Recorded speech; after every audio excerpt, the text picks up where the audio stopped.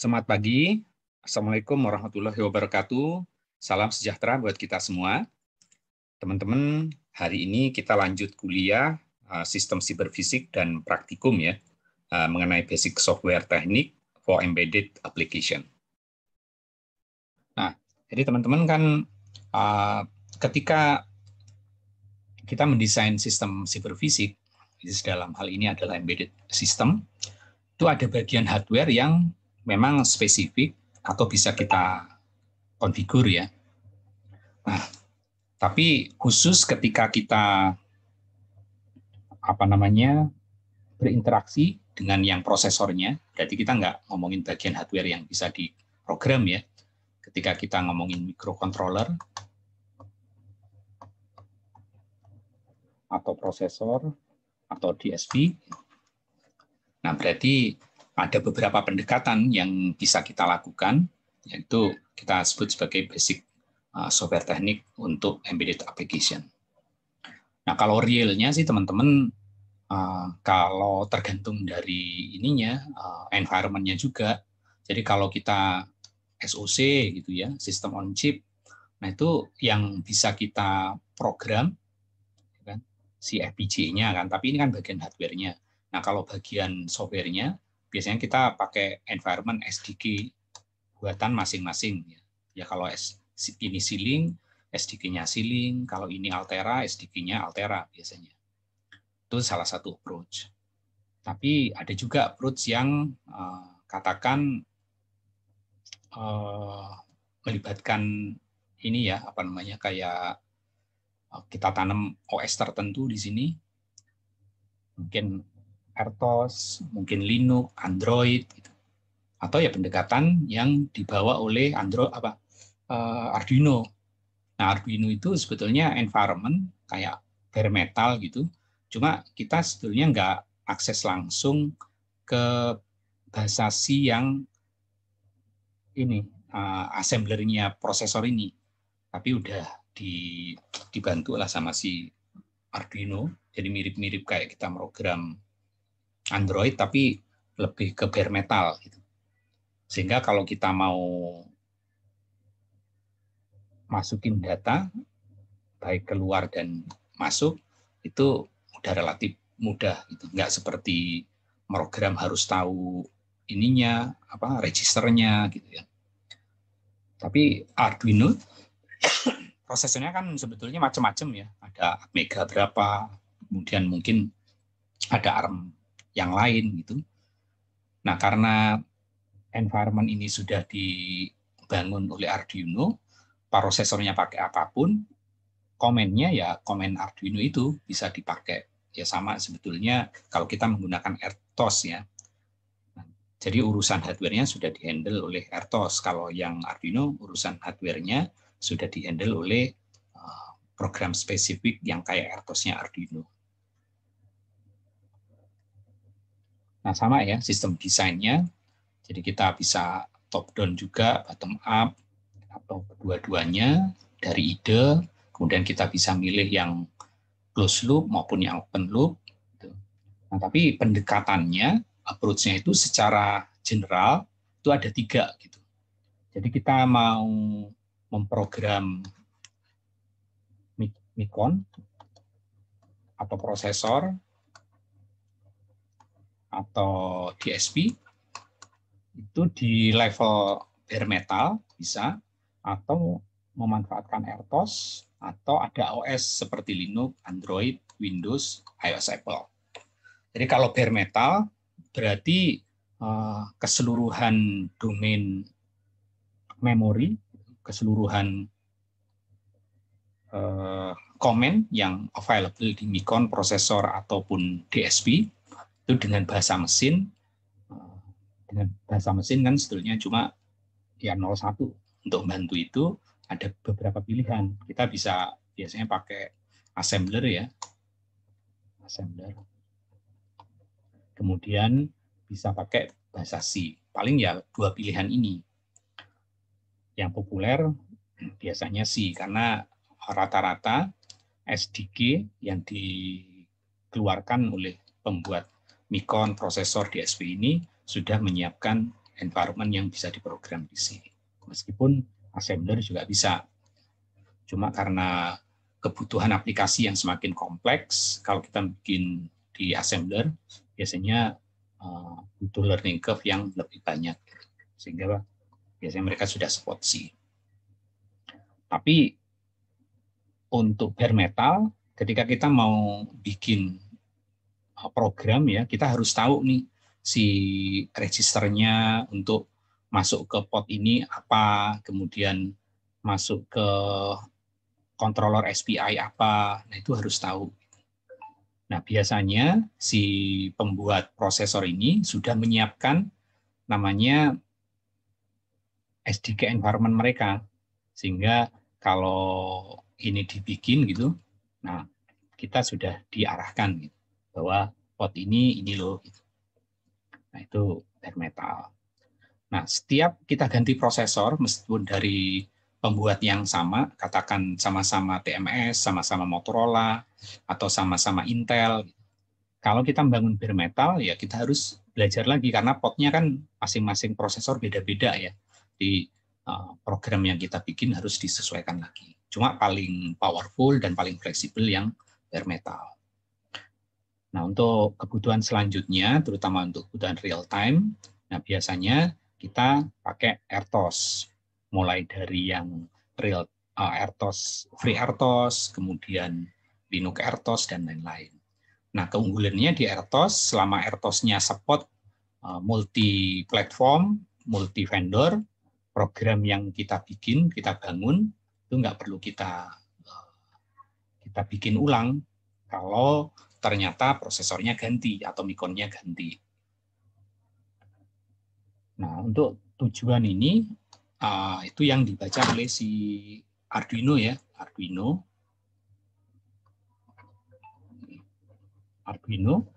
sehingga kalau di Arduino pada kenyataannya, dia bikin beberapa tipe Arduino, mungkin ke depan juga dia akan bikin lagi. Pada kenyataannya kadang-kadang prosesornya, tipe-tipenya juga macam-macam ya. Jadi ada prosesor Atmega, mungkin apa, saya lupa. Tapi at least lebih dari satu pastinya. Dan ke depan dia pasti akan bikin lagi. Tapi program untuk manipulasi pot tertentu itu sama. Gitu. Jadi dia itu mirip-mirip kayak RTOS-nya. Sebetulnya kita nggak memanipulasi langsung pot-potnya ya, tapi udah dijembatani oleh si Arduino.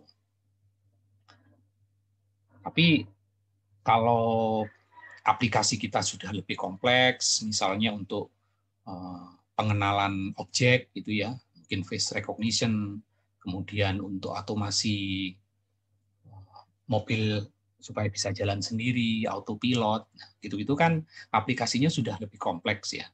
Nah itu kadang-kadang manipulasi langsung hardware itu terlalu complicated, sehingga biasanya prosesor yang ada di environment kita itu ada beberapa, bisa lebih dari satu.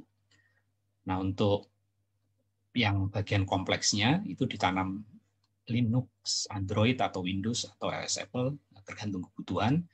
Tapi begitu kita mau manipulasi aktuator sensor tertentu, itu dihandle oleh prosesor yang larinya di RTOS atau di bare metal.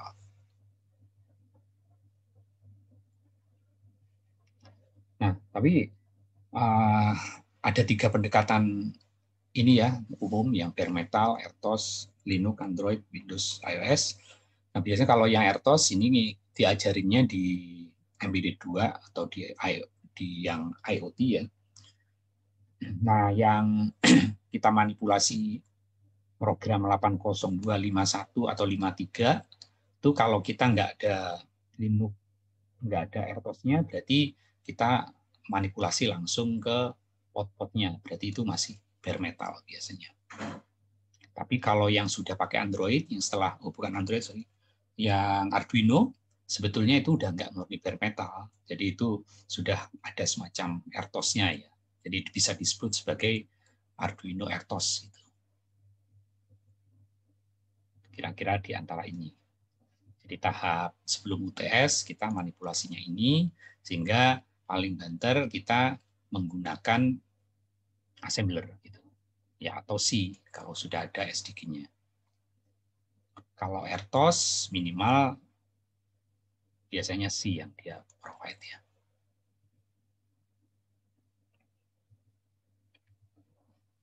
Nah, ketika kita berinteraksi dengan prosesor, kemudian microcontroller atau DSP, ini kita program ya. Berarti programnya ini ya sama seperti kita. Jadi programnya bukan oleh computer science, tapi oleh spesifik yang kita memang ahlinya di robotik, mungkin kita ahlinya untuk biomedik, gitu kan, atau kita untuk komunikasi. Gitu. Jadi yang programnya itu domain expert, bukan computer scientist. Kemudian timeliness menjadi penting karena program kita harus berinteraksi dengan environment, kan? Bukan hanya sekedar benar secara fungsional, tapi harus tepat waktu.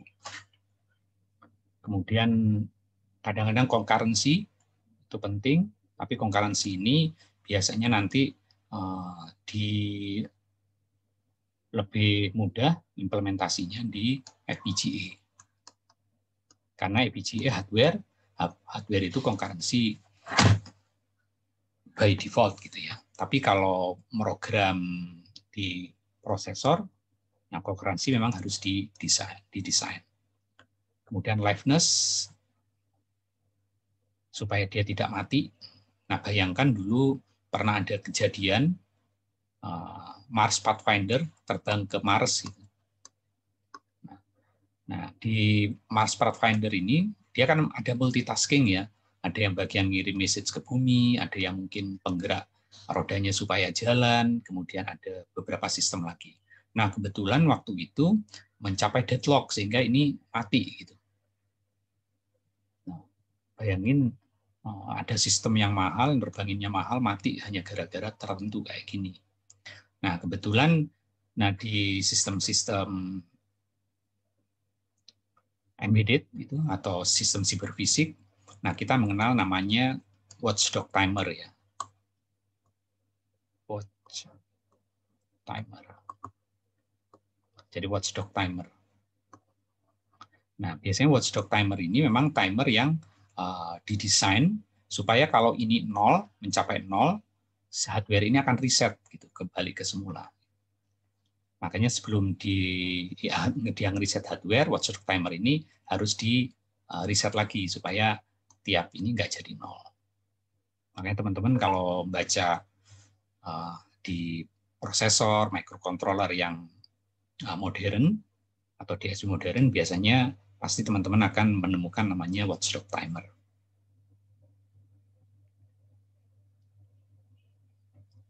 Nah, untuk program, biasanya teman-teman kan harus tahu requirement ini ya, tapi tetap harus menyesuaikan dengan resource yang dimiliki.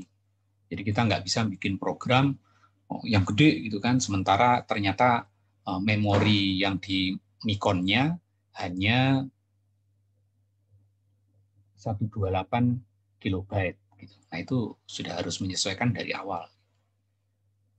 Kemudian algoritmanya juga sudah harus memahami ya supaya kita bisa mengoptimize program kita supaya meet dengan resource yang ada. Kemudian workload-nya, jadi kita harus mengconsider kontrol dan data dependensinya, kemudian kondisi environment-nya seperti apa, kemudian yang penting juga masalah timeliness constraint-nya. Jadi kita harus bikin sebuah program yang benar, tapi output-nya itu harus masuk ke constraint. Karena kan output-nya katakan harus keluar kurang dari 100 milisecond misalnya. Program kita benar, tapi output-nya itu keluar di 110. Nah itu udah nggak memenuhi kan.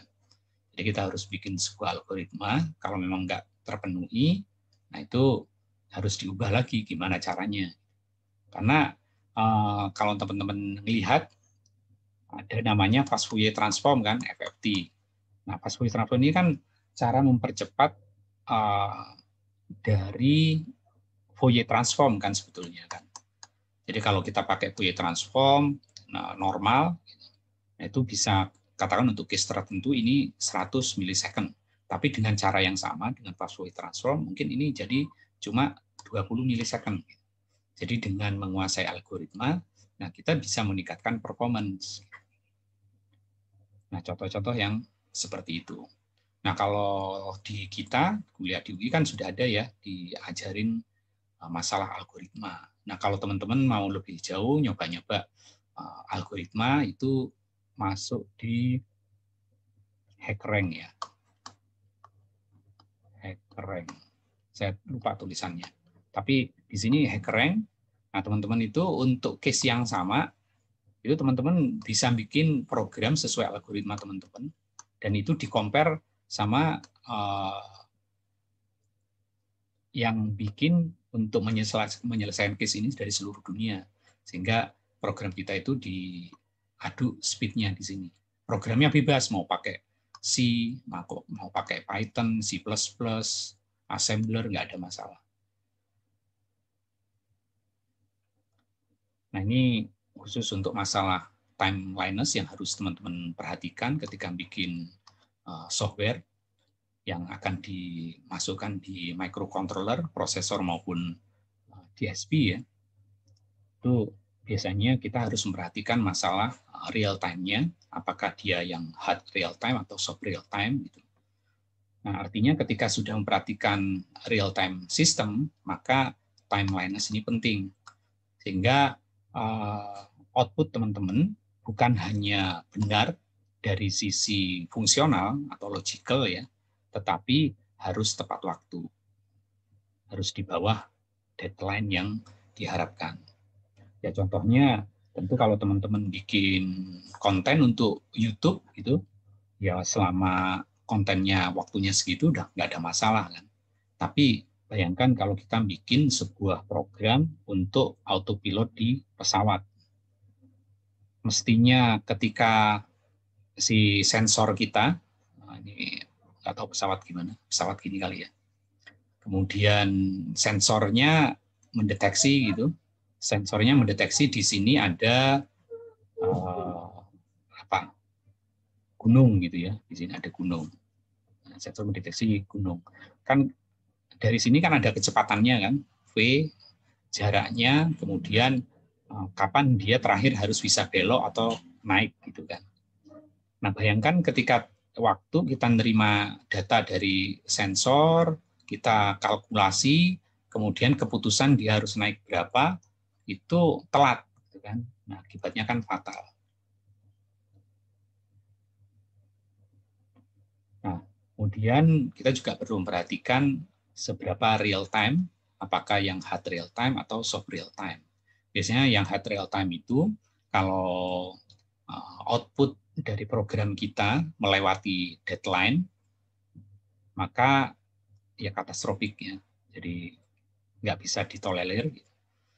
Itu kita sebut sebagai hard real time. Tapi kalau ya udah kita lewat beberapa toh ini nggak penting-penting banget. Misalnya hanya untuk monitoring program kita ya. Tapi itu kan mereduce fungsinya ya. Nah itu biasanya disebut sebagai soft real time. Ya hard real time yang nggak boleh miss ya, contohnya program-program yang outputnya dibutuhkan untuk aircraft control, mungkin untuk nuclear power, mungkin untuk medical device. Nah yang soft real time yang mungkin kalau nggak benar tiba-tiba kersa-kersa gitu ya, atau ada glitch gitu ya, untuk multimedia atau untuk monitoring, mungkin untuk reservation ya masih diterima, cuma mungkin pelanggan nggak puas. Mungkin high speed trading application.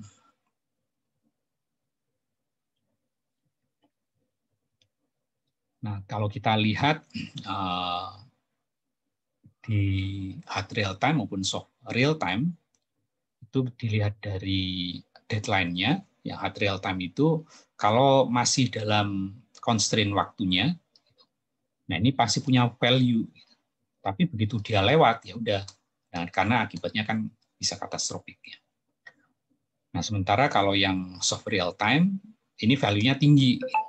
Tapi kalau dia lewat, ya masih oke. Masih oke, tapi value-nya udah turun. Bahkan pada titik tertentu udah nggak bisa ditolerir. Nah, di sistem real time itu nanti teman-teman akan mengenal namanya ini waktu mula ya, kemudian release time ketika program kita dirilis, ini respon time, kemudian ada relative deadline. Nah, kita sesuai dengan schedule time-nya, nanti nama-nama schedulingnya macam-macam, ada namanya RMS, kemudian ada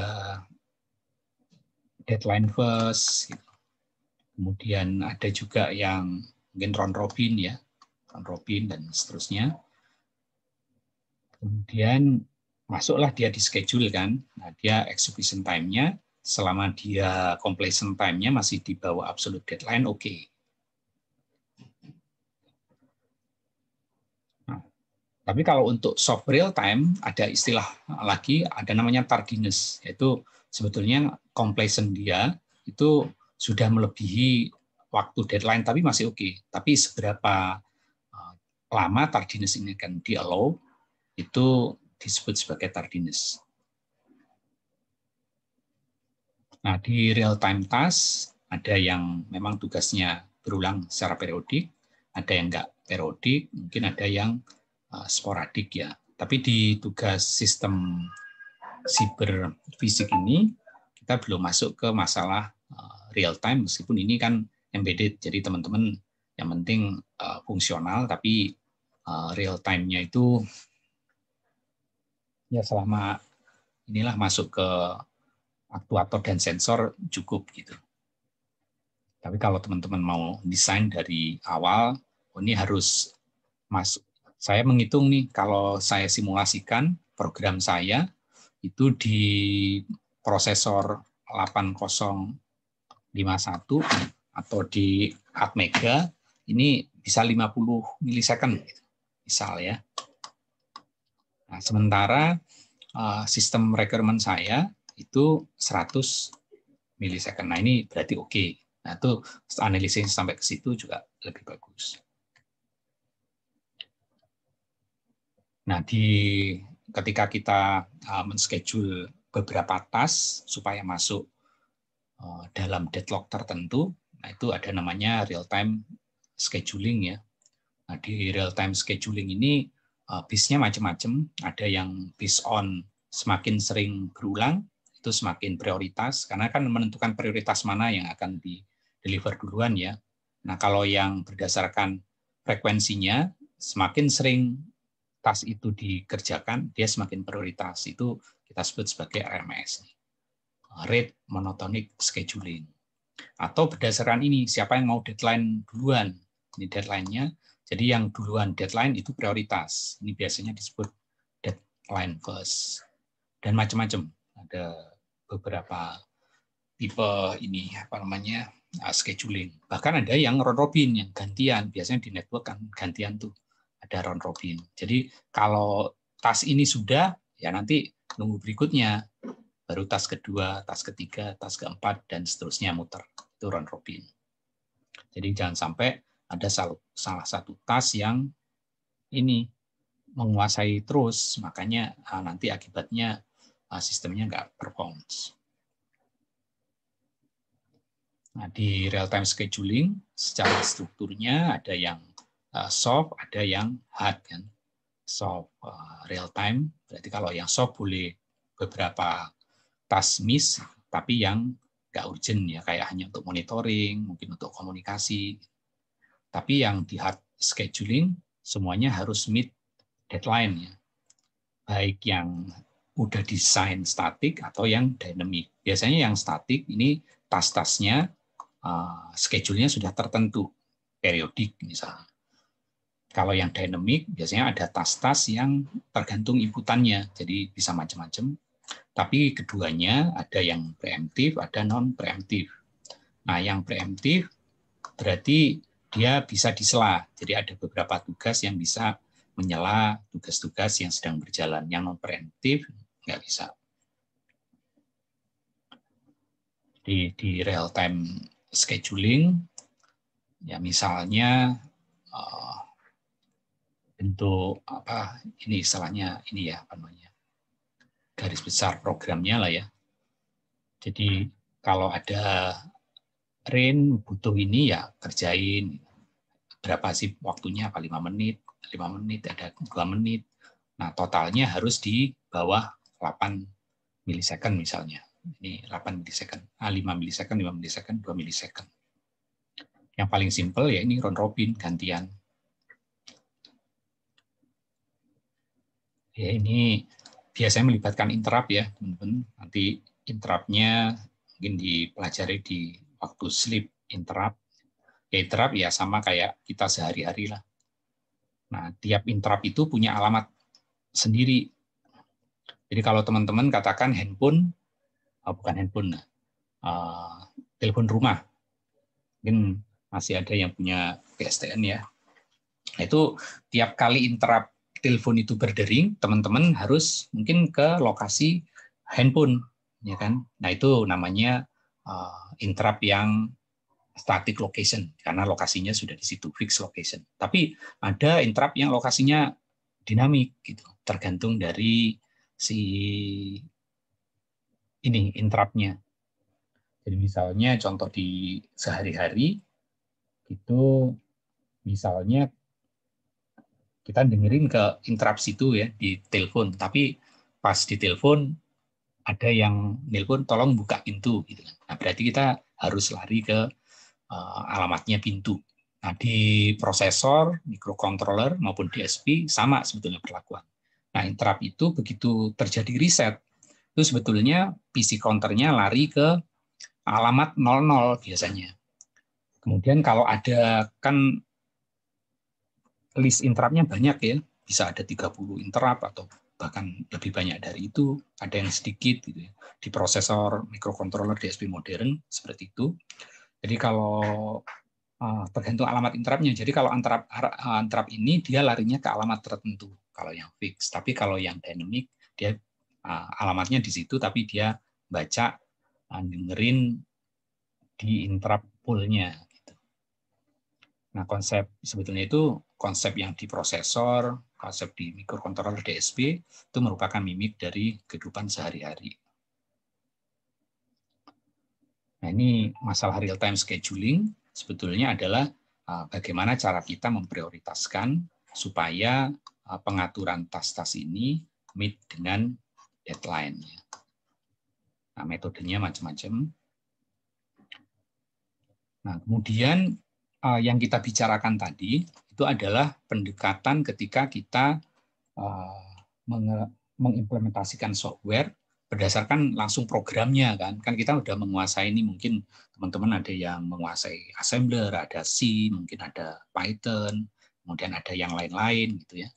Nah, biasanya ketika requirement itu dibikin, si developer itu langsung punya bayangan tuh, dia bikin code-nya ini nanti dicoba kan. Nah, di sisi lain, pendekatan yang lain adalah model driven development. Jadi ketika model driven development, maka requirement-nya pelanggan itu dibaca dulu, kemudian dimodelkan, ya kan? Kalau sudah oke ini modelnya, nah baru code-nya itu di-generate oleh si model program, seperti misalnya MATLAB atau Simulink, ada UML. Nah, tapi umumnya program yang di-generate itu sampai C-nya. Nah, implementasi dari C sampai hardware, misalnya di SoC, itu dikerjakan oleh software yang lain. Tapi ada juga yang dari model cerita disimulasikan yang kompleks itu sampai jadi program assembler dan mesinnya itu juga bisa seperti itu. Nah, secara umum pendekatan itu disebut sebagai model driven development. Cuma untuk lab kita yang di sistem siberfisik, karena biasanya tas-tas yang proyek-proyek yang kita bangun itu yang proyek-proyek spesifik ya.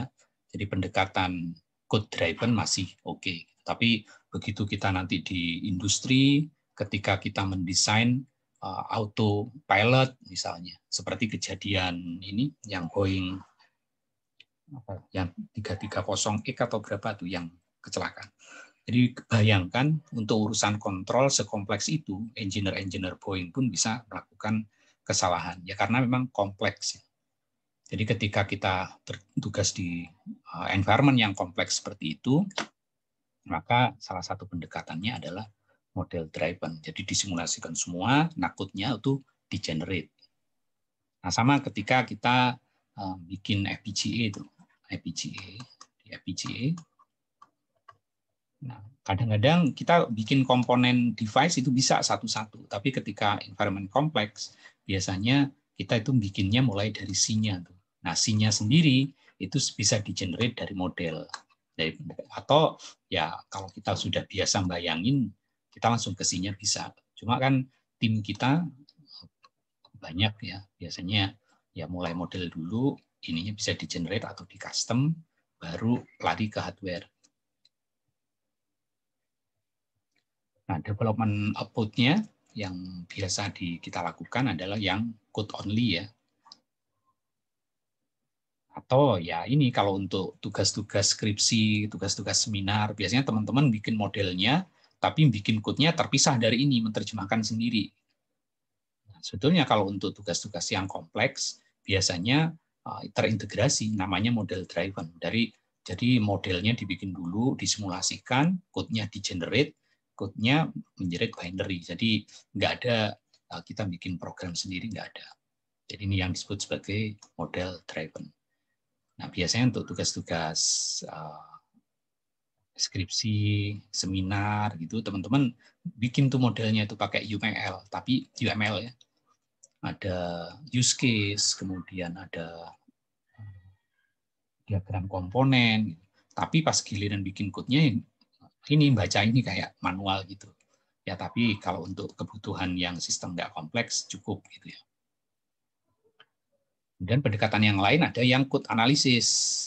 Jadi biasanya ini untuk reverse engineering, itu kadang-kadang di cyber security itu pembuat malware kan banyak ya.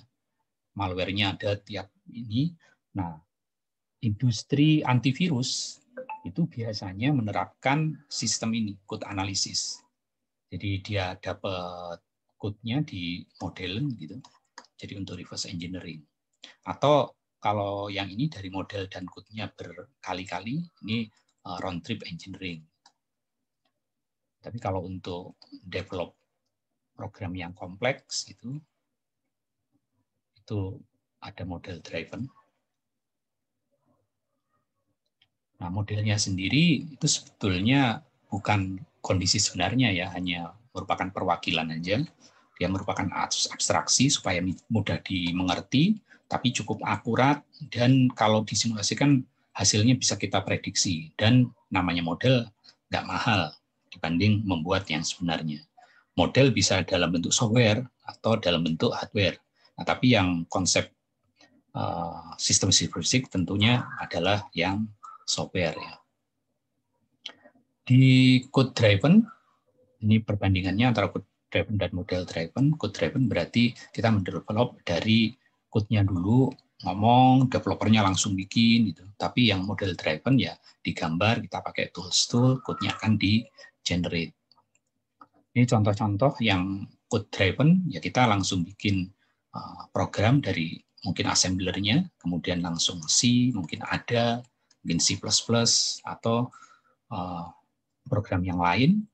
Tapi kalau yang model driven mungkin dimulai dengan UML, mungkin dengan MATLAB atau Simulink, atau LabVIEW ya yang banyak digunakan. Biasanya ini, atau bisa juga yang ini SCAD, SDL, EDL, SysMil. Tapi yang banyak digunakan ini maupun ini ya, atau LabVIEW. Atau framework untuk OSEC, AUTOSAR, atau environment RTOS. Nah, dalam development prosesnya yang model driven, dari model dulu, baru domain specific language, model tool, code-nya di-generate, tapi karena code-nya di-generate, maka dia nggak bisa spesifik hardware, jadi nggak bisa bare metal ya. Jadi harus ada OS dan baru embedded hardware. Sementara kalau code driven berarti fleksibilitasnya di developernya, dia menguasai code tertentu, diskusi dengan user, dia akan menulis device driver, mungkin bikin assembly code, atau dari bahasa C dia generate bisa, mungkin dia bikin task prioritization dengan interrupt. Nah, pilihan bisa menggunakan RTOS atau langsung bare metal.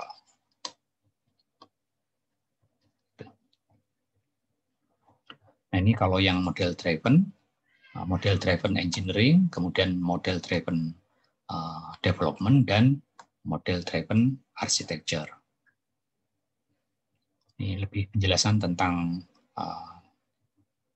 model driven development ya, dari abstraction sampai automation, code generation. Nah, tentu harus ada loop berkali-kali. Nah, ketika ngetes itu ada istilahnya model in the loop. Jadi ada modelnya dalam sistem itu yang kita simulasikan, atau ada yang menggunakan hardware tertentu. Jadi hardware-nya sudah di-insert di situ. Jadi kalau kalau teman-teman di jaringan mungkin akan dipelajari NS3 ya. Nah, NS3 itu simulator, tapi kita bisa masukkan hardware tertentu, router beneran, masuk ke simulator NS3. Itu istilahnya seperti hardware in loop atau software in loop. Jadi software benerannya Windows itu program kita dimasukkan di sini, environment-nya tapi simulasi. Jadi sebelum diintegrasikan ke yang sebenarnya. Biasanya ini environment virtual mesin ya. Kemudian ini adalah model driven development language-nya. Jadi ada yang data flow, fungsional, state diagram. Ini contohnya adalah yang terkenal LabVIEW. Ada Simulink, dan yang kita biasanya VHDL atau Verilog kalau mau memprogram hardware. Nah, dari data flow biasanya kita mau apa nih, set point-nya apa, kemudian ada PID. Gitu. Nah, dari sini modelnya disimulasikan, kalau oke, code-nya nanti di-generate. Nah, modeling bisa dilakukan dengan MATLAB. Nah, teman-teman kalau MATLAB itu bisa untuk mensimulasikan dengan ada Simulink, atau untuk ini menggambarkan algoritma kita, ide-ide kita itu juga relatif mudah ya, karena dia powerful di manipulasi matriks, kemudian masalah penyajian ya, presentation-nya juga mudah. Tapi tentu akan lebih powerful kalau ada toolsbox yang memang bersesuaian. Nah, ini Simulink. Simulink itu bagian dari modeling yang menggunakan MATLAB ya. Nah, contohnya kalau kita memodelkan sine wave, kemudian ini ada integrator, kemudian ada ini untuk monitoring gitu ya, modelnya seperti ini. Ini contohnya Simulink example, kemudian model dengan Simulink, mulai dari desainnya, nanti masalah detailnya sih, karena ini kan nggak digunakan ya dalam lab kita, tapi sekedar untuk tahu. Gitu. Kemudian ada proses bikinnya, dia punya simbol-simbol gitu, memudahkan kita untuk bikin model. Apakah MUX, apa DEMUX, apa saturasi, ada suite.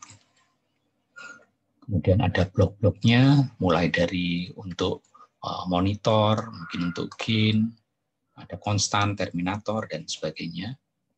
Kemudian ada S-function, ada coder, dari situ baru dibikin C-nya. Ya kan? Dari model, C-code-nya dibikin. Nah, biasanya kalau dari model sudah dibikin C-nya, ada juga yang langsung diimplementasikan di perangkat ya. Jadi ada perangkat boot itu yang memang dari si code-nya Simulink itu bisa disimulasikan di situ. Jadi hardware in loop ya. Nah, tapi bisa juga setelah kita bikin punya C-nya sini, kalau kita mau implementasikan di SoC, nah, kita tinggal masuk namanya Simulink yang dibikin oleh Simulink ya, itu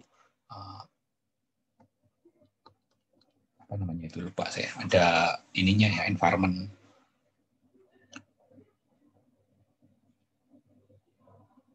Apa suite gitu loh. Jadi ada program environment yang dibikin oleh Simulink. Jadi kalau kita masukkan dalam bahasa C gitu, dari bahasa C ini nanti dia mengenerate RTL. Jadi RTL dan langsung bisa diimplementasikan untuk bikin hardware di bagian FPGA-nya si SoC.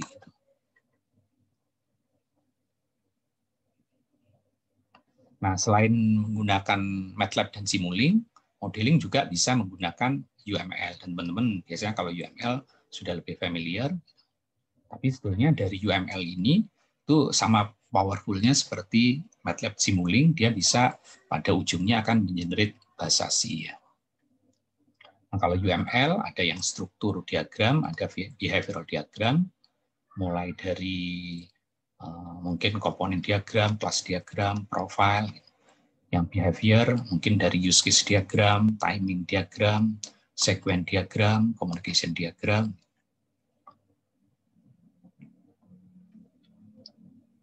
Di deployment diagramnya mungkin application server, kemudian ini device, kemudian komponen diagram, contohnya ini ada akun, ada customer, ada produk, ada order, kemudian ada composite structure, mungkin ada activity, ngapain gitu. Ada insert card, enter pin, ada state diagram gitu kan. Ini state-nya win state, state-nya loss, state-nya end game. Kemudian ada sequence-nya, kemudian ada timing-nya, ada timing diagram. Kemudian dikombinasi masuk sebagai use case. Dari use case ini mungkin masuk ke state diagram, kemudian ada communication diagram, ada sequence diagram, ada mungkin kelas, ada komponen diagram. Kemudian ini layer-layer UML ya, OMG Meta Object Facility, sampai dia bikin code nih. Jadi sebetulnya dengan UML pun kita bisa mengenerate code C++ seperti MATLAB atau Simulink. Nah, ini detailnya ya dari UML Marte. Kemudian ada GCM, Generic Component Modeling. Kemudian ada NFP, Non-Functional Property. Misalnya size-nya harus berapa, cost-nya berapa. Gitu. Kemudian ada Generic Resource Modeling, Hardware Resource Modeling. Kemudian ini contohnya, misalnya hardware-nya ada cache memorinya 512 KB dan seterusnya. Kemudian ada CPU-nya, kemudian ada support paralel, multi development core, kemudian ada software resource modeling, SRM. Jadi banyak aspeknya ya di UML.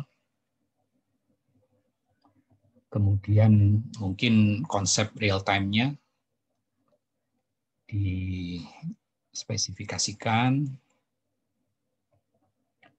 Nah, selain UML, ada untuk modeling berarti ada MATLAB, Simulink, kemudian ada UML. Nah, yang banyak digunakan juga ada Sysmil ya. Nah, ini juga sama, bisa menghasilkan code C++ atau C.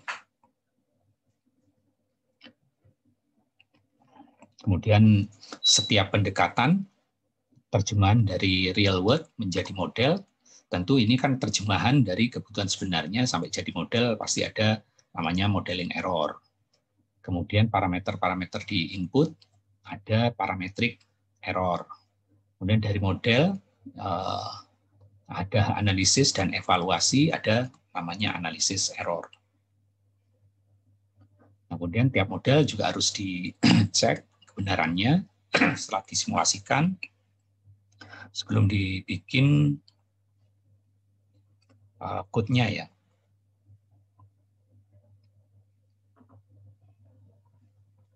Kemudian ada di tools itu desain verifiernya. Nah, ini contoh kalau project yang menggunakan model driven yang kompleks ya. Ada sampai 4.295 subsystem yang menggunakan Simulink ya. Bayangin kita mendesain kokpit pesawat ya. Dia harus banyak sensor, banyak ini, kemudian toolsnya apa. Tentu ini kalau dimodelkan dulu, ini bisa disimulasikan sebelum dibikin ya. Itu aja masih ada error seperti kejadian Boeing, lupa Boeingnya ada X-30 pokoknya deh. Nah, kira-kira itu ya pendekatan basic approach untuk software implementation di sistem cyberfisik. Ini kita ambil dari Design of Software for Embedded System dan juga kuliah Embedded System 1.